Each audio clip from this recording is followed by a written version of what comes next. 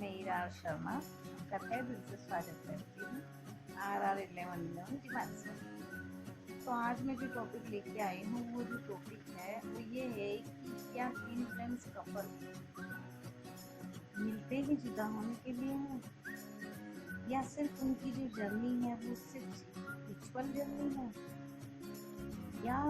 उन लोगों को का जो मिलना है, उनका जो प्यार है वो खाली बस रिचुअल ही है, या उन्हें कोई हक नहीं है कि एक दूसरे के साथ रहना, टाइम स्पेंड करना, और उनकी क्या 3D लाइफ में उनका जीवन नहीं होता है। तो बस आज मैं इसी बारे में बात करना चाहती हूँ कि ट्विन फ्लेम्स आखिर मिलते क्यों हैं, और उनका जो डिवाइन से कनेक्शन क्या होता है, और वो लोग मिल सकते हैं या नहीं, या 3D लाइफ में उनका कुछ, जैसे 3D लाइफ में उनका कुछ रीयूनियन होता है या नहीं है। तो इस तरह से मैं काफ़ी सारे जो सवाल जो दिमाग में जद्दोजहद करते हैं, मैं उनके बारे में आज बात करना चाहती हूँ। तो ट्विन फ्लेम्स जो है वो मिलते हैं एक दूसरे को, उनका बबल फेस होता है और वो दोनों इतने अच्छे रहते हैं एक दूसरे के साथ, बहुत सॉफ्टली स्पोकन होते हैं और बहुत सारा म्यूचुअल लव होता है। एक दूसरे को बिना बताए ही एक दूसरे के जो मन की बातें भी जान जाते हैं, और बहुत मतलब इतना स्पिरिचुअल होता है, इतना प्यारा होता है कि मतलब वो लोग उस पल को एंजॉय भी बहुत ज़्यादा करते हैं। लेकिन ये जो स्टार्टिंग जो है,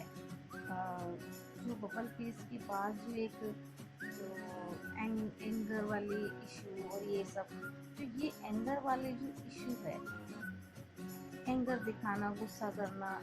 ये जो है वो स्टार्ट होता है फेमिनाइन से। फेमिनाइन से स्टार्ट होता है कि जैसे बबल फेस चल रहा होता है उस टाइम जो डिवाइन मस्कुलाइन है, जो गेम है, वो कुछ ऐसी गलतियां कर देते हैं, कुछ ऐसी चीज़ें करने लग जाते हैं जैसे वो खुद से दूर दिखाते हैं, बात करते हैं, दोनों बबल फेस भी होता है, एक दूसरे को देखकर अफेक्शन भी होता है, और बहुत गजब की मतलब मिठास भी होती है, और एक दूसरे के साथ सपने भी देखते हैं। और इस बबल फेस में इनका झगड़ा नहीं होता है, सिर्फ ये एक दूसरे को ऑब्जर्व करते हैं और दोनों एक दूसरे को मतलब अपनी नज़रों में रखते हैं, लेकिन बस दुनिया को दिखाना नहीं चाहते। दोनों का यही जो मेन उद्देश्य यही होता है कि दुनिया को दिखाना नहीं चाहते। ठीक है, दोनों की तरफ से बहुत होता है, हर चीज़ दोनों की तरफ से होता है। तो ये जो गुस्से वाला जो एनर्जी है वो फेमिनाइन से शुरू होता है, खास करके मतलब बहुत ज़्यादा इसमें देखा गया है कि फेमिनाइन से ही एंगर इशू स्टार्ट होता है। एंगर इशू ऐसे होता है कि जो डिवाइन मस्कुलाइन है वो किसी न किसी तरीके से डिवाइन फेमिनाइन को जो है वो ठेस पहुंचाता है, और वो ठेस पहुंचने से वो जो ठेस पहुंचती है फेमिनाइन को, डिवाइन फेमिनाइन को जो ठेस पहुंचती है, उसकी वजह से सेल्फ रिस्पेक्ट जाग जाता है, और सेल्फ रिस्पेक्ट जागने से ही डिवाइन फेमिनाइन इस चीज़ से अवेक हो जाती है कि मतलब मेरी भी कोई सेल्फ रिस्पेक्ट है, आप कब तक मुझे इस तरह से करो, मतलब मेरे साथ व्यवहार करोगे। बस उसके बाद क्या है कि 2-3 बार तो जो डिवाइन मैस्कुलाइन है वो मना भी लेता है, या मतलब फिर से बात कर भी लेता है, और जो भी है। और साथ ही साथ क्या होता है कि जब ये बबल फेस चल रहा होता है उसी के साथ साथ डिवाइन फेमिनाइन और डिवाइन मस्कुलाइन की लाइफ में कुछ इश्यूज भी चल रहे होते हैं। तो जैसे इश्यूज चल रहे होते हैं तो इसमें क्या होता है कि जब ये एंगर इशू आता है और 2-3 बार से ज़्यादा हो जाता है, तो इसमें क्या होता है कि डिवाइन मस्कुलाइन के अंदर जो दूसरों को लेके गुस्सा होता है, जो एंगर होता है, जो ईगो होता है, जो एटीट्यूड होता है, वो एटीट्यूड वो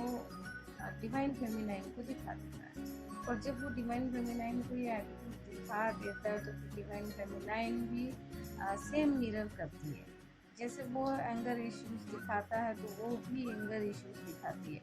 वो प्यार दिखाता है तो ये भी प्यार दिखाती है। बस इस तरह से एक दूसरे में मिरर इफेक्ट्स पड़ते रहते हैं और एक दूसरे को ये लोग मिरर करते रहते हैं। और इनके बीच होता क्या है कि